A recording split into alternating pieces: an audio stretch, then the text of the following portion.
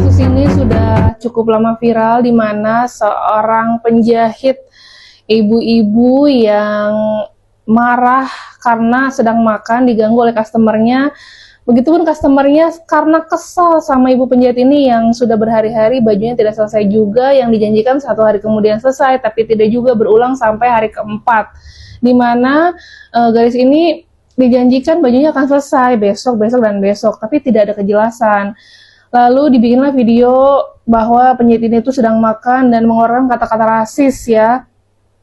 Dikiranya ini orang gadis Lombok, tapi bawa bahasa suku Jawa.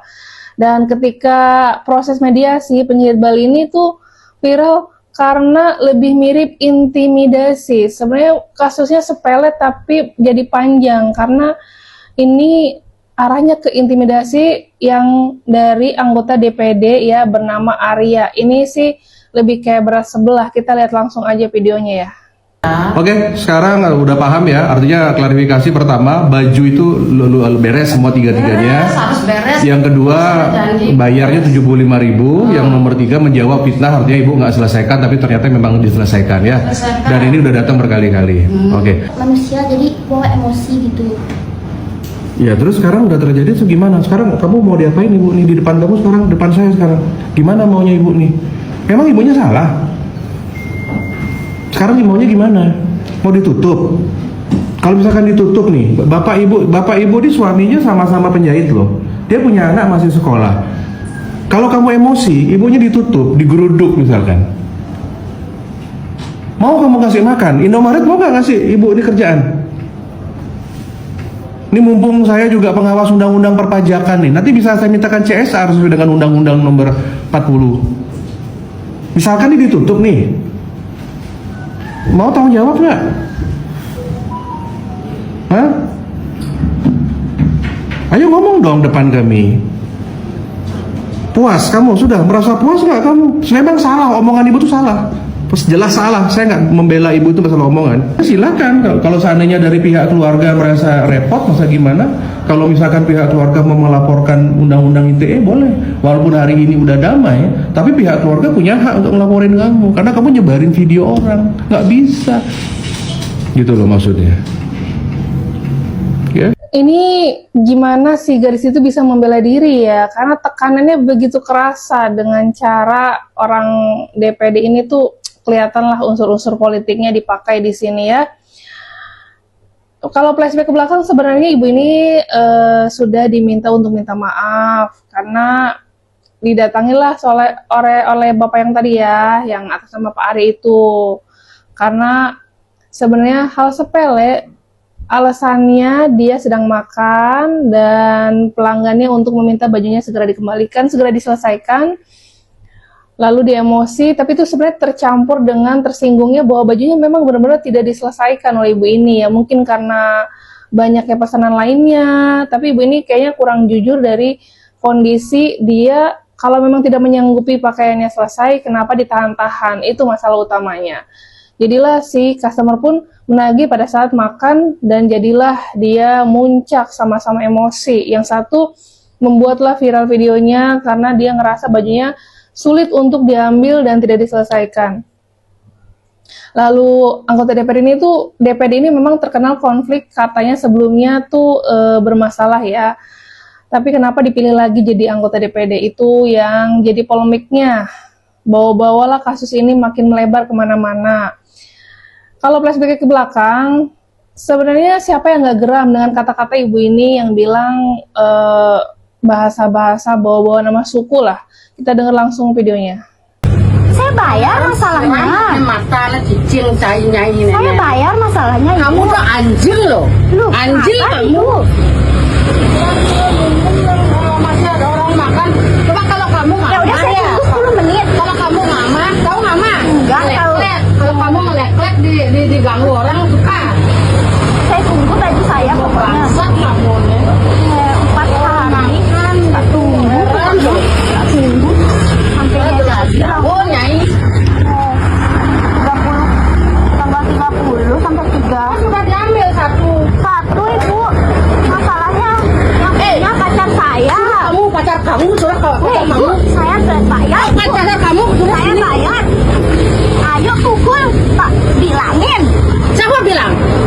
ditinggalin. Yeay. Masih ini tadi saya. Pacar kamu suruh sini. Jauh ibu. Biarin. Nggak apa-apa kamu.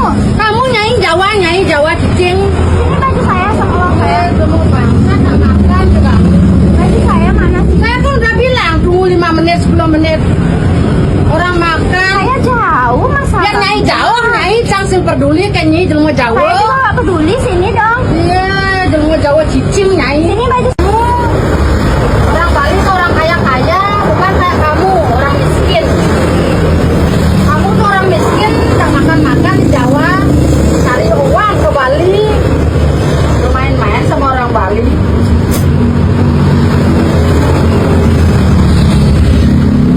Kamu orang Jawa, kamu ke Bali itu ngale aman. Artinya kamu sinama di Jawa, oh, di Bali ngale aman.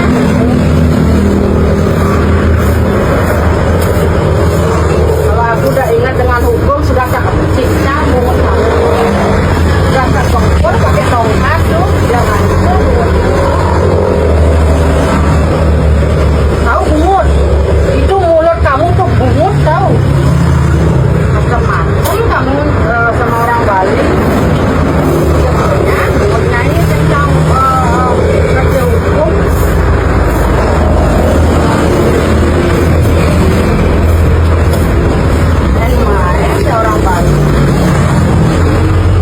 Ini sedang direkam ya, dan ibu ini melakukan pidana banyak banget. Rasis, pengancaman, penghinaan secara verbal terhadap suatu suku.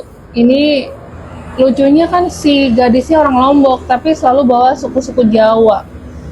Bawa nama-nama Jawa terus dari video viral ini.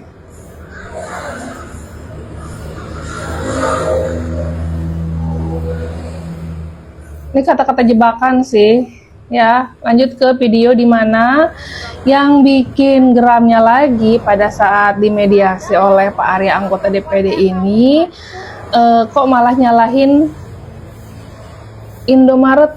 Ya kan, ini gadis yang kerja di Indomaret, dia bawalah mungkin beberapa orang dewasa juga yang bisa dampingi, ya kan, karena dia kan seorang gadis sendirian, nggak mungkin bisa kuat mentalnya kalau nggak didampingi.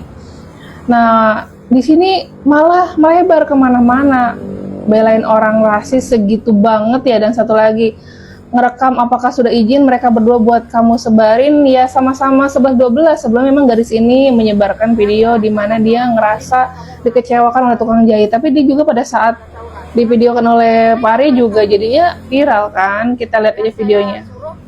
Ya, terima kasih Pak. Silakan. Om Swastiastu. Sekarang disampaikan apa tindakan Indomaret karena karyawan Bapak telah menyebarkan video, dan sekarang semuanya rugi Pak. Bali juga rugi, kita dianggap rasis padahal cuma kesalahan begitu aja. Kita dianggap rasis padahal cuma kesalahan begitu aja. Kita dianggap rasis padahal cuma kesalahan begitu aja. Dan ya intinya barangnya udah beres, jahitannya sudah dikembalikan semua, sudah jadi, sudah done. Nah tadi si anak ini karyawan Bapak mengatakan kalau itu cuma masalah masih dendam aja, urusannya masih emosi. Sekarang gimana nih Pak? Apakah memang Indomaret memang memiliki banyak karyawan atau bagaimana yang tidak bisa mengatur ininya, spiritual Q-nya seperti SQ-nya bagaimana? Coba sampaikan Pak. Ya, terima kasih Pak. Jadi kami juga mewakili manajemen mengucapkan terima kasih sudah dibantu difasilitasi bertemu dengan Bapak ini juga.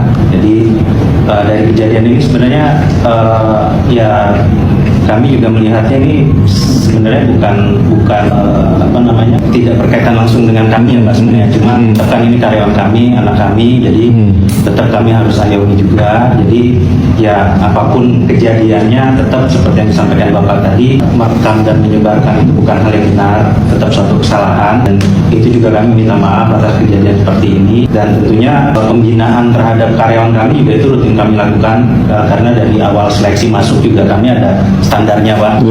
Jadi terkait pelayanan kemudian tingkah laku calon karyawan juga kami perhatikan.